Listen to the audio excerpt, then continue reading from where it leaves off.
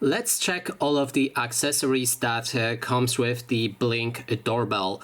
So first of all, as you can see right here I have a box with the camera. I've already removed the packaging. So first thing you'll see when you open it is a doorbell itself along with the camera, and there's also this thing. So let's actually try to remove it.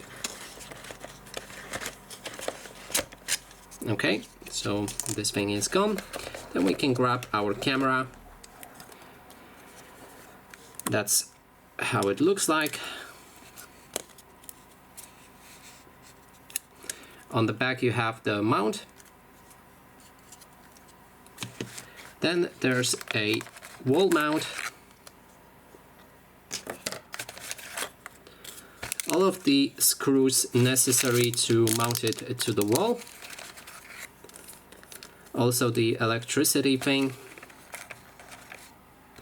and last the electricity thing down there, but I'm not gonna remove that.